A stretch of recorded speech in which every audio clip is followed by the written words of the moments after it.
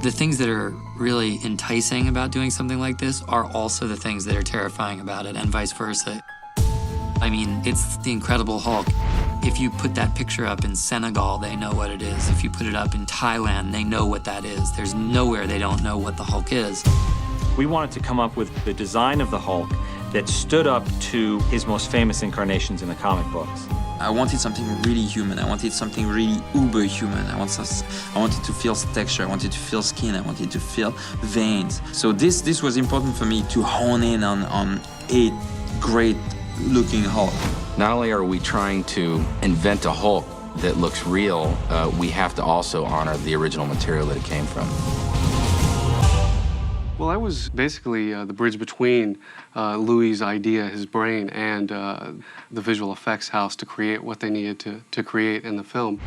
We actually, in our first conversation, looked at some of the previous designs and comics and film and TV and just tried to figure out and hone in what was that going to be. Is it the bone sticking out? What is it? So it takes a long time to kind of work through. Right, yeah. All the way he deforms in every position, so. Right, yeah. It just needs to be massaged a little more. Because that looks good. That looks exactly like the statue I always loved, If you look at the television series, it was, of course, Lou Ferrigno, basically, 6 feet tall. If you look at the Ang Lee film, he was upwards of 15 feet tall. Which I think, in hindsight, we think is a little too big. The separation between Hulk and humans is much too great there. In the comics, of course, it varies from artist to artist, even varies from panel to panel, but he settles in around 9 to 10 feet tall. So we firmly establish him as 9 feet tall in this film. Is that all you got? From the comic books, you look at him, from the spiked hair, the really short hair, the longer hair. There's so many different ways you can go with it, but they all feel like the Hulk when you look at it in the comic. There was a design I did that basically had like kind of a military cut, shaved on the side and kind of spiked, and it had an interesting look to it. And that was actually, for a while, that was the direction we were going, until Louis went back to, I want the long hair. Went down on the forehead. He was going a teeny bit lower. It was going a teeny bit lower than the brow, and it was falling on the nose, the bump of the nose. Bridge, yeah. And I like that. I thought it was cool. And I tend to agree with him. I think it was it gives him a lot of character, and it's something we haven't seen in the Hulk yet in a film or the TV show. I wanted the 0 gram of fat, like pumped, fierce, strong, tall, human-looking, with some green skin guy, and that's what I wanted. There was a process where I was designing, thinking bodybuilder to start off with, and Louis said, no, we don't want the lats that big. That feels like a bodybuilder. It needs to be like a superhuman. It's a superhuman. I mean, it's ridiculous to say this, but he's like like on edge and everything, really powerful. Cool, good, yeah, it's great. We didn't want him to look so bulky that we didn't feel like he could move quickly. We want him to look lean. He's more linebacker than bodybuilder in a way, and that was important to us.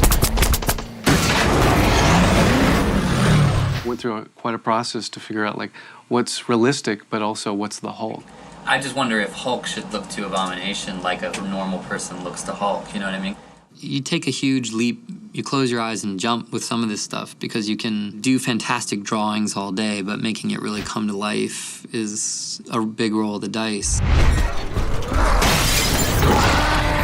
Because everybody was skeptical at first. Everybody was like, I don't know if you can pull it off. It kind of gets better, yeah. And then yes, yeah. As it straightens out, now it's like yes, and then it's a cut. One of my criteria in the beginning was, when they said that Hulk was going to be largely a digital creation, I said, well, if there's no way for me to play Hulk, then it's not really that interesting, because as an actor, that's what sort of makes it complex. And you make that cut back, he has for the first time, like you're seeing Banner and Hulk starting to fuse a little bit, and you can see him go, I think that's like a cheer moment.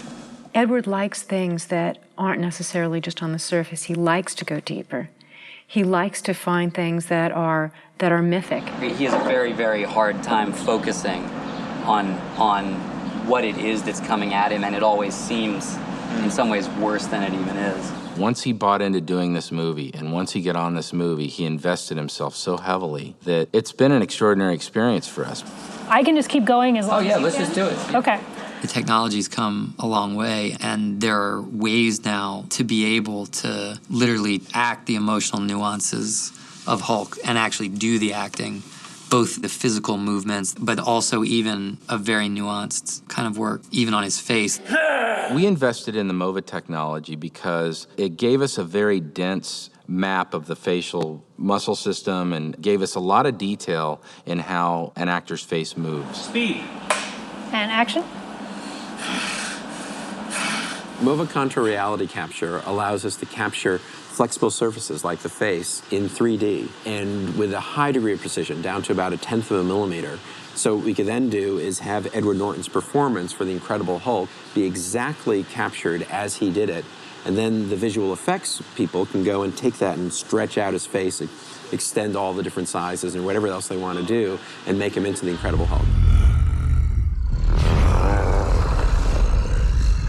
It's all of those subtleties that make the difference between a CG character and a human. So the more of that we get from our actors, the less we have to keyframe once again. The more organic it'll look, the more you'll believe in the characters. Could we do one where we go from angry and then maybe to curious? So that technology is going to help us create a real organic movement to their facial performance. What has been done before with motion capture is there's been dots put on the face, either little markers or, painted dots. And you get very little information, just a few spots, maybe 200 spots on the face. What we do is we actually sponge on a phosphorescent makeup, and you get this random pattern that glows in the dark. And that glow from the phosphorescent makeup has a random pattern all around the face because it was sponged on. So one camera sees a random pattern, another camera sees the same random pattern, they triangulate, and that gives us the 3D surface. It's almost like we're barcoding every millimeter of his face, and that's never been possible before. I mean, literally a year ago, there was no technology that was available to make that possible. And in the end, I think we got a pretty nice Hulk. He's a bit more of a street brawler. He's less bright green. The stuff that our guys did with the muscles and the skin, the translucency and the veins, and it makes these shots just sing in terms of realism. It's really fantastic stuff. Perfect. Veins come up. That's what I was doing last night. You see him looking and you see him go, you know what I mean? Like you actually see him. You see Banner fight for control. We also, frankly, just did something much more lo-fi, which was video reference, just me acting out the creature's moments just in a video camera so that the animators can reference it, which is very lo-fi, just literally them being able to look at it and use what you're doing as a reference for the animation. That kind of thing. Lots of trial and error. We tried, didn't work, then we tried again, didn't work, changed the texture, did this, until the last minute. I mean, we literally found, the shape of the face of Hulk last minute. It was finding the right balance between staying true to those caricatures, those extreme expressions, but at the same time, what Rhythm and Hughes has done with the technology is, the skin and the muscle and the textures, it looks real. There are close-ups in this movie of him flexing his arms and even just moving and panning up his chest, where you will swear that we took a bodybuilder and painted him somehow. And it's not. It's all Rhythm and Hughes. It's all computer generated. I think we've gone well beyond even what I remember in the best of the comics. I think this is a much more 21st century high impact kind of an experience.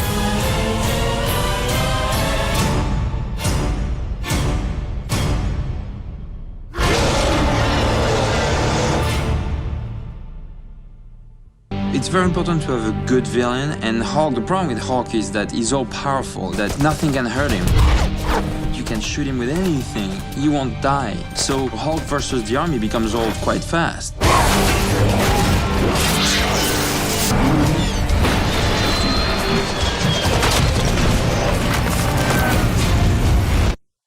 Until, you present them with a real enemy, somebody who's as strong, maybe a little stronger, as smart, maybe much smarter, and also who's vicious and wants to hurt, And now you have a problem. It's difficult stuff. Hulk and the Abomination are some of the most advanced CG creatures we've ever made before. And they're the stars of the movie, so they gotta look good. That is a huge challenge because the first 95% of that is technical and very difficult, but the last 5% is near impossible. And so that's the hump we have to get over on this movie. We had to create a character that was dominant to Hulk in almost every way. His name was Abomination, so we returned to some of that base material in the comic books. And so Louis and I came up with this idea that Abomination's gamma injections have caused his bones to kind of grow towards the outside of his body. I love that, that bone that comes out here. That's the idea. And we thought it would give us not only a different structure than Hulk, a structure that's got hard surfaces like on his chest and his head and his back, his spine grows out of his skin. And he would look like the Abomination. He would be something that is just ugly but giant. He's 11 feet. He's 2 feet taller than Hulk, which is a significant advantage in our movie. 3, 2, 1. Shot! Yeah! The motion capture has really allowed us to bring a very organic, human type of animation to our characters very quickly. That was nice. Yeah. That stop, huh? That interactivity is crucial to us. We found that when he jumps and he throws his arms forward and up like this, it feels too much like the Hulk. Yeah. And where this is, he's bringing his arms, elbows up. What I wanted to do was really create two characters that had their own signature, that each stood out as individuals. Yeah! That weren't just two big hulky guys fighting. That's it! Whoa! That's it! That was nice! The way they move, the way they act, the way they fight is character-driven. Abomination will just change directions and just... Yeah, he has the ability to put himself through the concrete, through the glass, and there's no grace to that aspect of it. So we're trying to work out choreography, and because the characters are so different, we're looking for different textures in the character, not only in timing, but also how is Hulk different from Abomination? Boom, yeah, exactly. Good, and then watch out for pivoting. Hulk's gonna pivot, your step. Yeah. You're boom, boom. To break it down into its simplest of terms, the Hulk is a steel ball, and the Abomination is a cubic triangle. How does a steel ball fight a cubic triangle? When we were talking about doing the movement stuff, my thing was lock, load, and fire. Like, he can spring, he can go so fast and so quickly. Because he can go in any direction at any time. Yeah, he doesn't have to like wind up like the Hulk would. He's special ops guy. Right. It's like a new being, a new creature, a new version of human. 2, 1. I think if I lose Tim, if we lose a little bit of the hollow, let's keep him upright. The great thing about having Tim here is he's going to be BLONSKY in the film, so we want to try and get some of the elements that Tim brings to BLONSKY into Abomination. So it's absolutely crucial that Tim be here to be able to see what we're doing, to be able to give us input, to be able to marry those two characters together, the characters of BLONSKY and Abomination. But not looking for your descent, not looking for your landing. That's it shouldn't be like You're just like, and that's so fucking waiting for your landing. That's so cool for you. That's so cool for BLONSKY. Yeah, he's so like that. In contrast to the way that the Hulk moves, I think my character is more spiky and harsh, and also shark-like at times. It's like, if he hovers, like, and then he turns. If he's looking at you, if he's walking down and he turns and look, you're dead.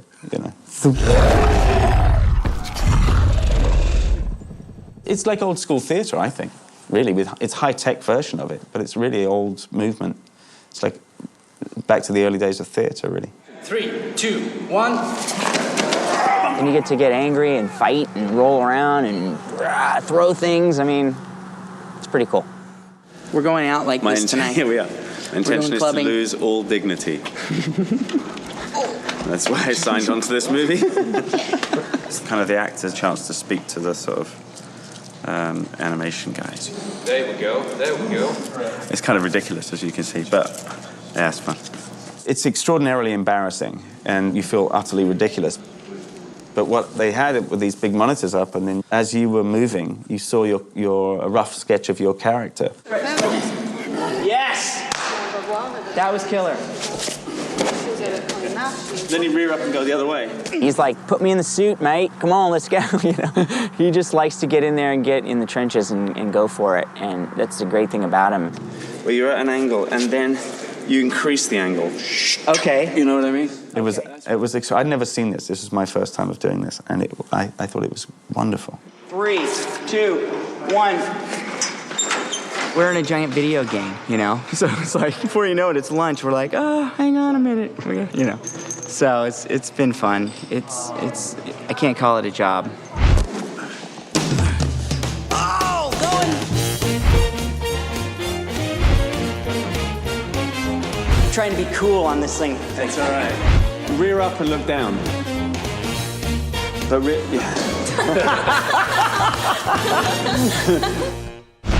It was really important to get not typically, Avisha is not going to look like Tim Roth, and Hulk's not going to look like Edward Norton, but just sometimes they move, sometimes they do something, sometimes, Avisha moves like this that will remind you of Tim Roth or EMIL BLONSKY, the character he plays in the movie. Ready, and action. Right. We're going to see a lot of Tim in there. We're going to see a lot of Tim's eyes and a lot of Tim's mouth. So we're really going to bring his look and that sort of cheeky attitude he's got as BLONSKY into Abomination. Good. It's okay. It's good. It's a very strange thing to do. Yeah. How'd it go? Yeah, it's starting to feel like home in here. It's a little scary. No, this is home for us. And that's the beautiful thing about the motion capture is that it gives the animators a really solid base to work from, and it gives them sort of a soul, a little spark of reality, of something that's come from something organic. Yeah. The stride has to be big, that's key, yeah. I mean, now that I see what you're doing, I understand. Yeah. I thought you were. You can't, but it's very hard. You can't. Having tea and talking about, Yeah. Well, we do that too. He's more of a triangle and he's more of a ball. Yeah. When Terry watches the film, he'll be sitting at home and going, you know what? I remember doing that action, and I remember doing this action. It's never used on a frame-by-frame basis. It's always taken by our animators. And the animators import it into their file, and then they use what works. And what doesn't work, they reinvent. If you can start from realistic motion and work from that, that's where you want to be. Rather than spending weeks and weeks and weeks just getting to that point, it's great to be able to start from there. The motion capture really gave us that basis in human physiology that I don't think we would have been able to achieve so quickly otherwise. Any last words?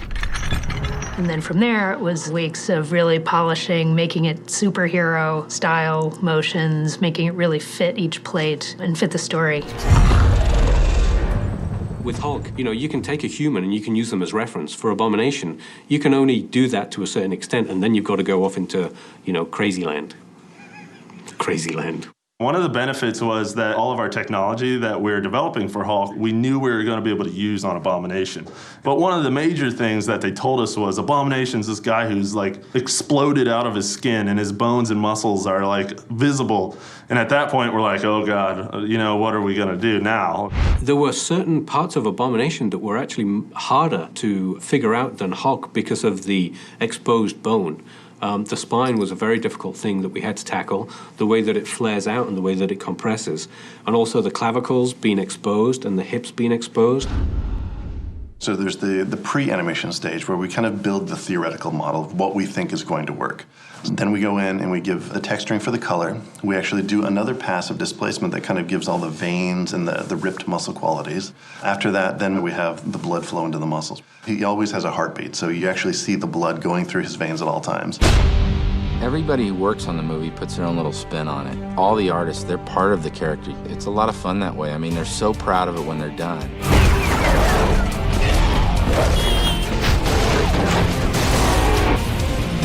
And it's gonna look great. Is that all you've got? Hi there, here's today's Daily Fact. The Marvel Cinematic Universe is such a huge franchise that in just over 10 years, the box office earnings go way over $17 billion in total. After all, the creators of this world made 20 films, the highest grossing being Black Panther, and the lowest The Incredible Hulk at a mere $263 million. Remember to click below to subscribe or on the side for more great content.